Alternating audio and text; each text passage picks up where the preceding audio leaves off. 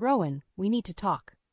The firm tone in Jamie's voice made the hairs on the back of my neck stand up. I turned to face my ex with a guarded expression, my mind instantly going to our son Casey. Jamie's eyes were cold as stone. I want full custody of Casey. The words hung heavy in the air, a merciless blow that stole my breath away. I stared at Jamie in disbelief, desperately searching his face for any trace of a joke or misunderstanding. But his jaw was set, his demeanor brooking no argument. What? No? You can't be serious, I managed, my throat tightening. Custody had never been an issue between us before. Why now, after all these years of me being a devoted parent? Jamie's lip curled with contempt. I can give Casey a better life than you ever could on your measly salaries from those dead-end jobs. White-hot anger blazed within me, singeing away my shock. How dare he belittle the sacrifices I'd made to support Casey? I worked tirelessly, taking on multiple jobs to ensure he never went without, to give him the stable life Jamie and I had promised. You smug son of a bitch, I spat, fists clenching. Casey is my whole world. You're delusional if you think I'll let you take him from me so easily. Jamie met my fury with an infuriatingly dismissive scoff. We'll see what the judge has to say. With my resources, this won't even be a fight. He gave a thin smile that made my skin crawl before turning on his heel and storming off. Left seething in his wake, my mind raced. What had prompted this sudden custody bid? Could it be related to the inheritance from my great-aunt that had recently come through? Cold tendrils of dread snaked through me at the thought of Jamie's potential motivations. I was shaking with a potent mix of rage and terror at the prospect of losing Casey. The legal system could be precarious. What if the courts deemed Jamie's wealthy lifestyle as more suitable for providing for our son? I couldn't allow that to happen, not when I had fought through every obstacle to give Casey the life he deserved. No, I wouldn't back down without a vicious battle. If Jamie thought I would roll over because he out-earned me, he was severely mistaken. I would fight for Casey with every fiber of my being, make him rue the day he came after my family. There was no choice. I had to find a way to stop Jamie before his ploy turned my world upside down. My chest ached with the thought of Casey being torn from me. I wouldn't let Jamie rip our lives apart for his selfish whims, not while I still drew breath. My jaw hardened with grim resolve. No matter what lies or actions Jamie resorted to, I would match them tooth and nail. When it came to protecting Casey, I would do whatever it took to emerge victorious. This was an unforgivable line Jamie had crossed, and there would be a reckoning. I called Taylor, the razor-sharp family law attorney, before Jamie even made it home that night. Her gravelly voice crackled over the line as I explained the situation through gritted teeth. That bastard is coming after Casey because of the inheritance money, I snarled. He couldn't care less about being a parent. There was a weighty pause before Taylor responded. I had a feeling this was about the trust fund. Don't worry, Rowan. If Jamie wants a fight, I'll bury him under so much legal debris, he'll wish he never hatched this ridiculous scheme. A spark of hope flickered in my chest, tempering my fury for a moment. You think we can stop him? Absolutely. We just need to dismantle his case piece by piece. I have a few ideas already, Taylor said with conviction. First, we request all his financial records to establish motive. Over the next few weeks, the bitter battle intensified rapidly. I discovered the true extent of Jamie's deceit. He had leveraged the failing family restaurant to the brink of bankruptcy, leaving him in a desperate situation. The inherited money was a lifeline for him to maintain his ego and reckless spending habits. Not a chance you're using my child to dig yourself out of the hole you created. I spat at Jamie across the negotiation table, Taylor's steadying hand on my shoulder. Jamie's eyes glittered with malice. Is that what you think, Rowan? Maybe Casey would be better off with someone who can actually provide, instead of that hovel you keep him in. My blood boiled, but Taylor cut in smoothly. My client has established a stable, loving home for Casey, which is more than can be said for you, Mr. Reynolds, or should I say Mr. Chapter 11. She slid a file of his debt records across the table. Jamie's face went red, sputtering in wordless outrage. It was deeply satisfying to see his arrogant mask shatter in the face of Taylor's relentless disassembling of his falsehoods. Despite the streams of vile accusations and personal attacks Jamie hurled my way, I refused to budge an inch.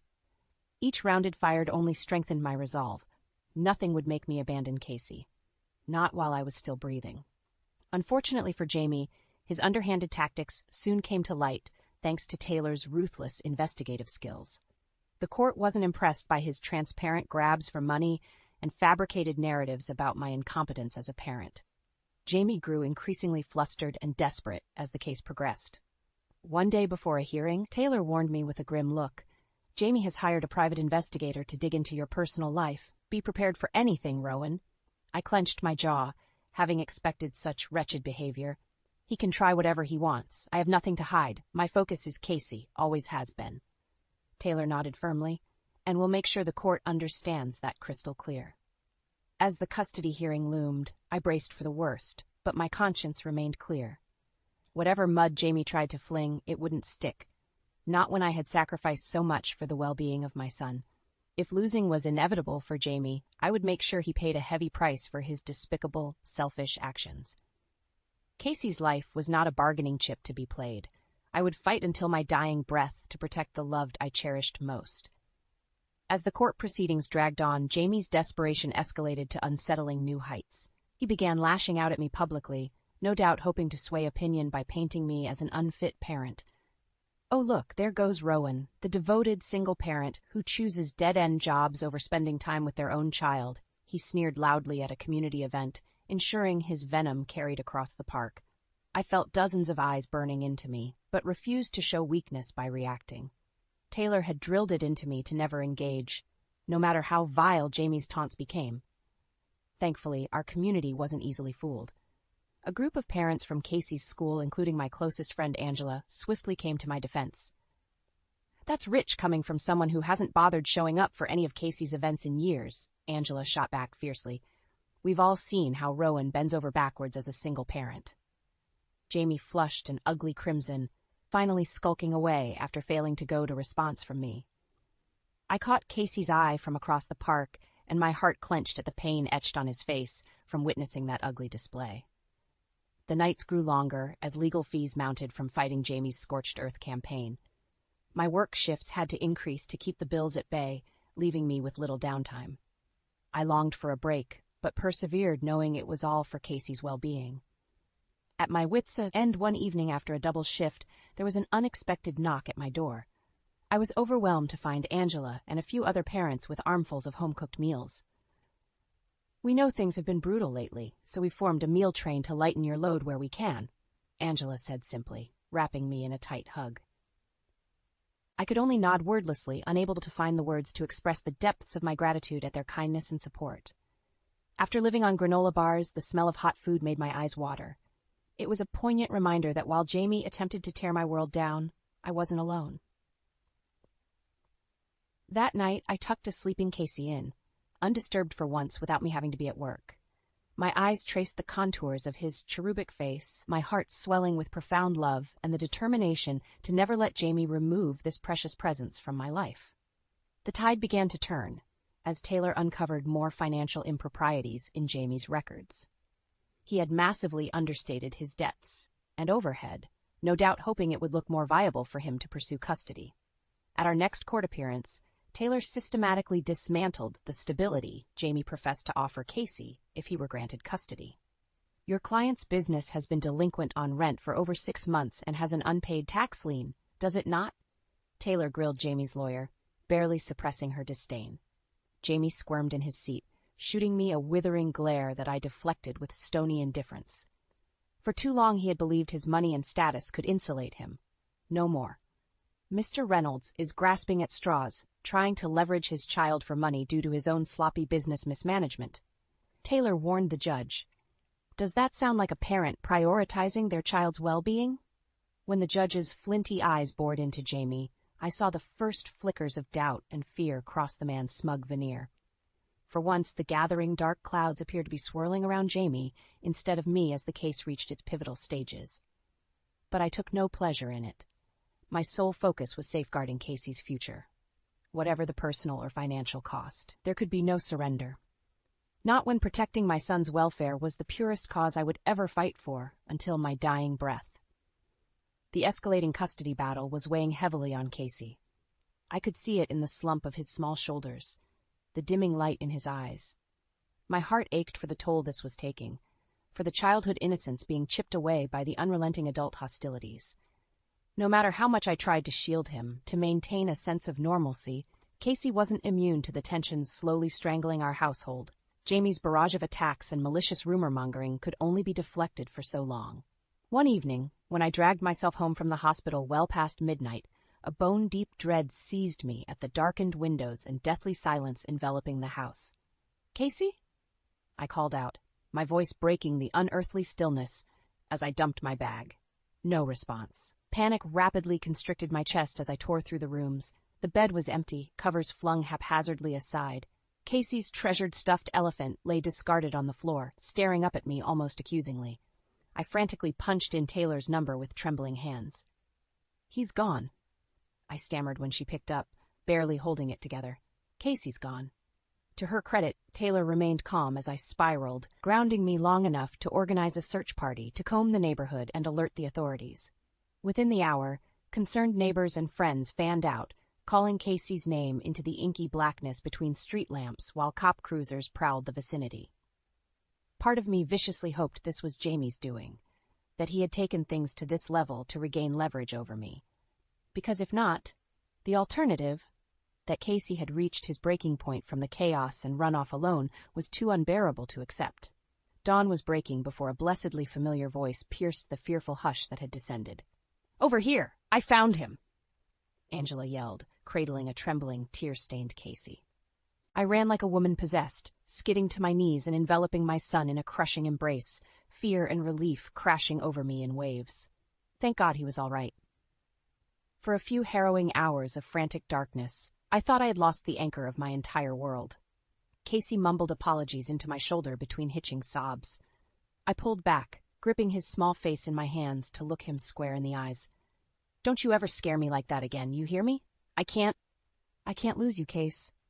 My own tears were flowing freely now, the terror of imagining life without him nearly paralyzing. "I just want this to be over," he cried, voice tiny and impossibly weary for one so young. "Dad's being so mean, and I don't understand why." White-hot fury lanced through me at Jamie, at the emotional wreckage he was leaving with his selfish, underhanded attacks. I crushed Casey to my chest, whispering fierce reassurances that it would be okay, that I would never abandon him to that vile man's clutches. All eyes turned as Taylor strode purposefully towards us, her face carved from granite. She looked down at Casey's crumpled form, then slowly raised her gaze to meet Jamie's, where he hovered on the periphery. A charged silence stretched between them, thick as a bowstring about to snap.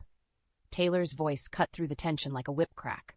"Your campaign of terror ends today, Mr. Reynolds. That was the last sickening stunt I will allow." If looks could kill, Jamie would have combusted from the sheer loathing blazing in Taylor's eyes.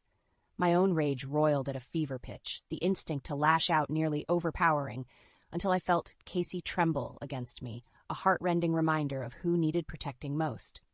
In that moment, I knew any rule hadn't been just bent. It had been obliterated. Taylor was done playing professional niceties with this disgraceful excuse for a human being.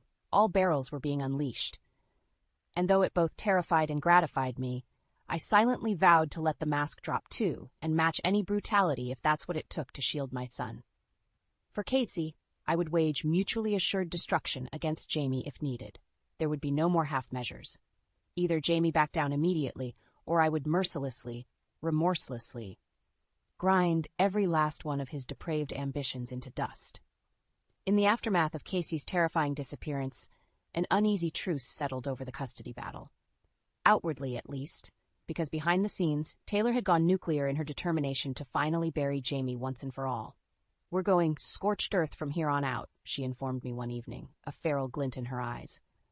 "I've got a new line of attack all lined up to decimate what's left of his case." A hard knot formed in my gut.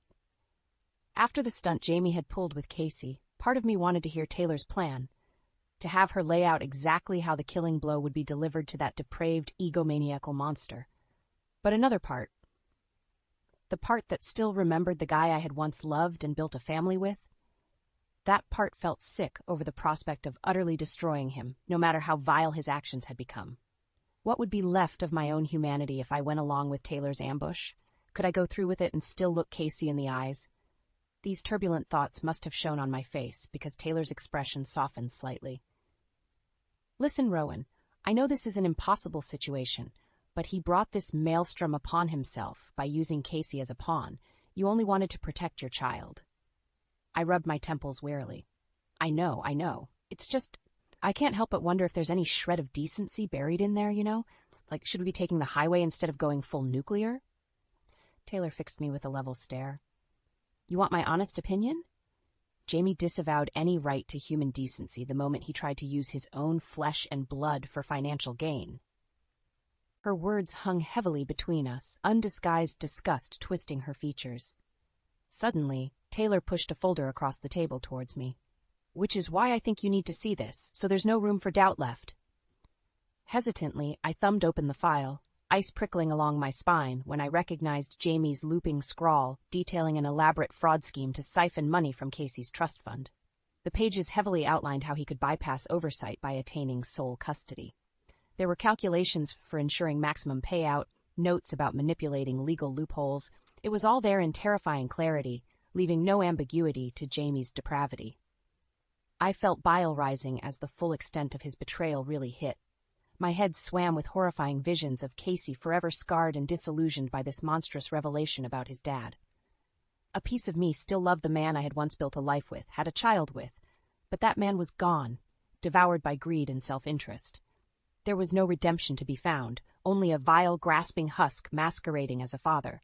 Unshakable resolution overcame me then. No more attempts to understand, to appeal to morality or consciences Jamie clearly did not possess. Taylor was right. He had long forfeited any pretense of humanity with his contemptible actions. Fixing Taylor with a steely look, I slid the file back across the table with a decisive thud. Do what you have to. Use this to dismember every shred of his false credibility in court. I was a fool for doubting the depths of his villainy. She gave a grim nod, squaring her shoulders as if girding for war. I knew when I saw this, you'd want to bring out the heavy artillery. We can avoid dragging Casey through the mud. Let me construct an airtight case and present it all in one concentrated legal salvo. He won't know what hit him. Good. Do it. My tone was resolute, unflinching. Any last traces of sympathy I'd harbored for Jamie had been scourged. The hardened dad inside emerged, fiercely determined to remove this toxic malignancy from our lives forever. After glimpsing the black abyss of his treachery, I knew there was no going halfway against Jamie. For Casey's sake, he had to be rendered a complete, inarguable threat, once and for all. There would be no more hesitation, no flickers of doubt preventing me from safeguarding my family from this virulent scourge of a man at all costs, no matter how sickening the methods required. Mutually assured destruction it would be then. I would match his repugnance tit for tat until the end if that's what it took. There was no line Jamie wouldn't cross, so I would have to be prepared to undercut him at every turn to protect Casey. As the final custody hearing loomed, I found myself yearning for the day when I could finally exhale, freeing us from this nightmare by any means necessary.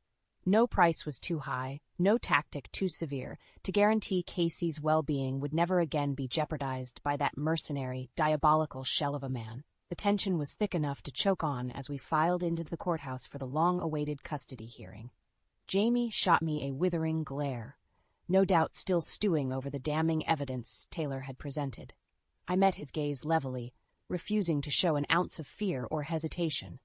Not after everything that had transpired. Not after being forced to realize there was no shred of the man I once loved left inside him anymore. Casey clutched my hand tightly as we took our seats, looking up at me with those soulful eyes that still haunted my dreams after his disappearance. I gave his fingers a reassuring squeeze, flashing what I hoped was a confident smile. This had to end today, one way or another. Taylor didn't waste any time once the proceedings commenced. With a curt nod to the court reporter, she strode to the front and began methodically dismantling every pillar of Jamie's case without preamble. Your Honor, we have incontrovertible proof that Mr. Reynolds' sole motivation in pursuing custody is financial gain, which he intended to acquire through fraudulent misappropriation of his child's inheritance. Thick files documenting the fraud scheme were entered into evidence as Taylor laid out the calculated transunion in painstaking detail. With each fresh revelation, color drained from Jamie's face, rendering him more haggard and corpse-like. I felt Casey tense beside me as the sordid realities of his father's ploys were dissected in open court. The shock and pain radiating off of him in waves was a lead anchors around my heart. But I pushed forward, keeping my own expression inscrutable. He needed to see me standing resolute. Whichever way you try to twist it, Mr. Reynolds' own documented intentions show him viewing his child not as a human being to nurture, but as a mere means to an illicit financial windfall, Taylor spat with undisguised contempt. Jamie's lawyer jumped up to object, desperation soaking his sweat-stained collar, but the judge waved him down, fixing Jamie with a look of unadulterated disgust. I've seen all I need to see here today. The evidence of your client's corrupt intentions and utter disregard for his child's well-being is overwhelming. We'd already won, and everyone in that courtroom knew it. But Taylor was relentless, twisting the dagger with an avalanche of corroborating evidence, financial records, testimony from the community about my dedication as a parent, and finally, Casey's own words. Clutching the arms of his chair with trembling hands, he looked at Jamie with an expression that pierced me to my soul. It was one of bottomless sorrow, but also revulsion at the depths of betrayal, of being used as a pawn instead of loved as a child. I want to stay with my mom, Casey stated in a wavering voice. She just wants to protect me. My dad, I don't even know him anymore. Those delicate words lanced through the pall of tension, silencing Jamie's lawyer and all his futile objections. In that moment, I wanted nothing more than to sweep Casey up and spirit him away from the debris field that had once been his family. The judge's weary sigh echoed through the courtroom as he delivered his final ruling, awarding sole custody to me in no uncertain terms. I couldn't even savor the relief and victory. My focus could only zero in on Casey, hunched beside me like a broken marionette. Jamie wouldn't go quietly, of course. His voice shredded with anguished rage as the final order was declared. You self-righteous bitch! You've destroyed this family, I hope you... The vicious tirade was cut off by a thundering bang of the judge's gavel.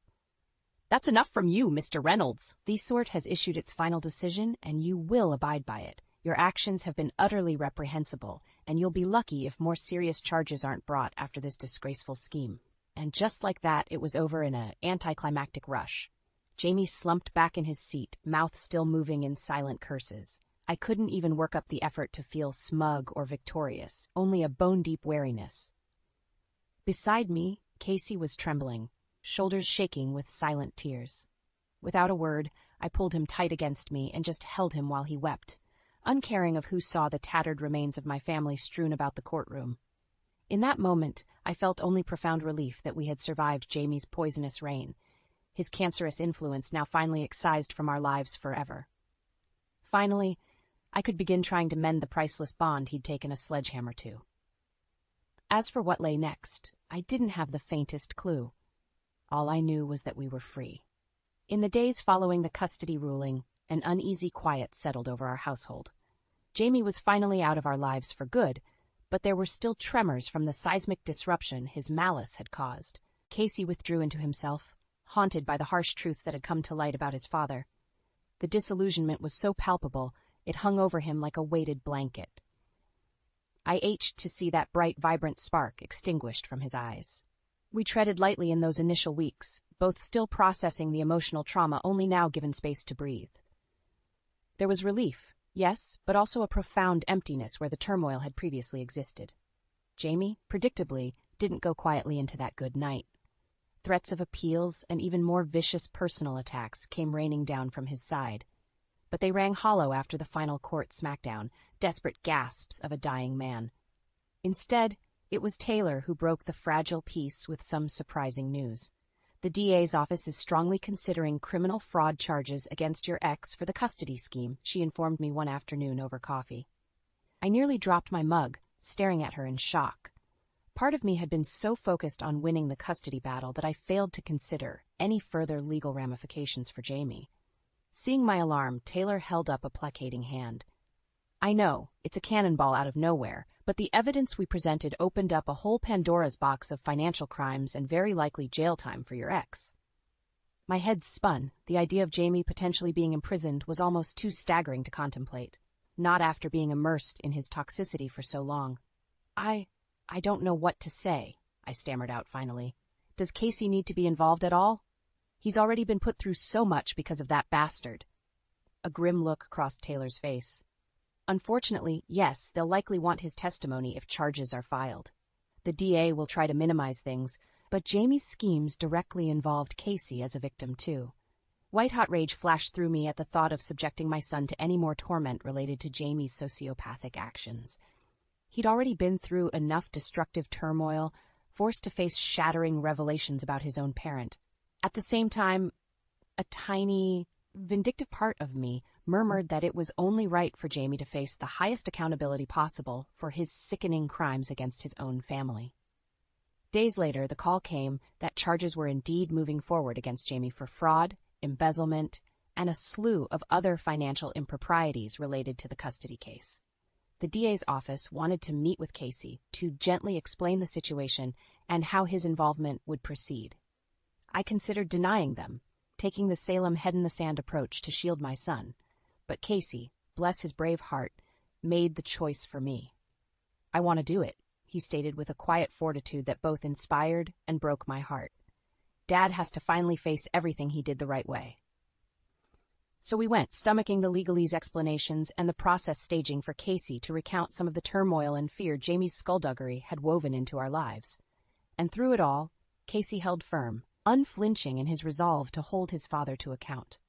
That strength, that resilience in the face of such profound injustice and betrayal, it was almost transcendent to witness. This child, my child, who had been so fragile and wounded, was somehow now the pillar upholding us both. When it finally came for the prosecution to request an in-person meeting with Jamie, I feared Casey may falter, shrinking from the impending confrontation with the man who had tormented our family.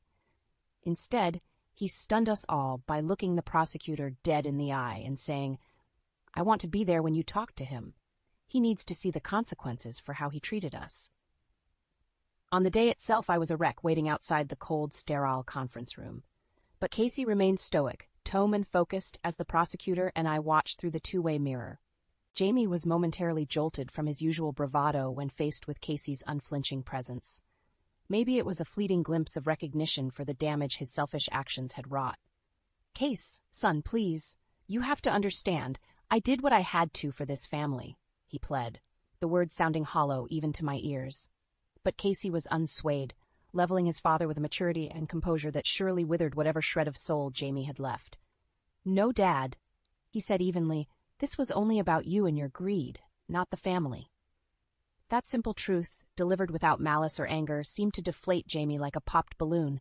Instead of belligerent rage or indignant sputtering, he simply lowered his head in something akin to shame. As the investigators began walking Jamie out in cuffs, he turned to Casey one final time, agony scoring his features. "How?" he started brokenly. "How can you ever forgive me?" For several beats, the weight of that leaden question hovered between father and son, a valley too wide to cross. Finally, Casey spoke in a voice infinitely sad but resolved. "I don't know if I can yet, but maybe one day if you finally face what you've done." And with that, the broken shadow of Jamie Reynolds was led away, Casey watching impassively. He disappeared from view. With Jamie's poisonous presence finally excised, a startling calm descended over our lives. Like the fragile quiet after a Category 5 hurricane has finally blown itself out to sea. Casey and I tread carefully those first few weeks, still adjusting to the lack of chaos, of not having to brace for Jamie's next despicable maneuver. Our guards were perpetually up, nerves taut as high wires anticipating the other shoe to drop. But gradually that wariness melted away into something resembling peace. An alien concept, after being embroiled in such psychological warfare for so long. Of course, some scars don't simply disappear overnight. I caught Casey staring off wistfully at times, no doubt wrestling with the shattering disillusionment about his father's true nature. My heart broke watching those village clouds pass over his eyes. But he was resilient, certainly more so than his battered mother. With Jamie neutralized, it was Casey who helped me to shake off the suffocating miasma of fear and embark on the road to healing. With my hostage salary no longer being pillaged by legal fees, I was finally able to pursue a little dream, opening up my own small bakery in our quaint downtown neighborhood. The community rallied around in full force, with a crowdfunding campaign ensuring I could get the space up and running. I'll never forget the look of pride glowing from Casey when he cut the ceremonial opening ribbon. A moment of pure, uncomplicated joy, the first of many to counterbalance the anguish we had endured. Over the first few months, the bakery became a sanctuary not just for my entrepreneurial spirit, but for Casey too. He befriended the elderly couple who owned the bookstore next door, spending hours with them listening to colorful tales and learning comforting new recipes. I remember poking my head in one lazy Saturday afternoon to find Casey sitting on Mrs. Langley's floral sofa, chirping away as she patiently showed him how to knit. The simple peace of that moment will forever be seared into my soul. Mr. Langley, bless his wit, caught my eye as I watched Casey's lesson. He gave me an exaggerated wink before mock whispering, "Should have known that boy would take to the domestic arts like a duck to water with you as his mama." My cheeks flushed at the tender scene, so overwhelmed that I could only muster a watery smile and murmur, "Better him than me, that's for sure." As the bakery grew into a beloved local hotspot, our new normal took root and blossomed. Without the specter of Jamie's toxicity poisoning our days, I was able to cherish each milestone and disorder from Casey. His first student council election, where he gave an impassioned speech about protecting the little guys. The drama club production of Our Town, where he stole every heart in the audience with his earnest portrayal of the stage manager. Even just the quieter, cherished moments, like him presenting me with a hand-knit scarf one chilly December evening, slightly misshapen and lopsided as all guided love, but perfect in its imperfections. With each new memory minted, another metaphorical tile was laid, forming the rock-solid foundation our future world be built upon.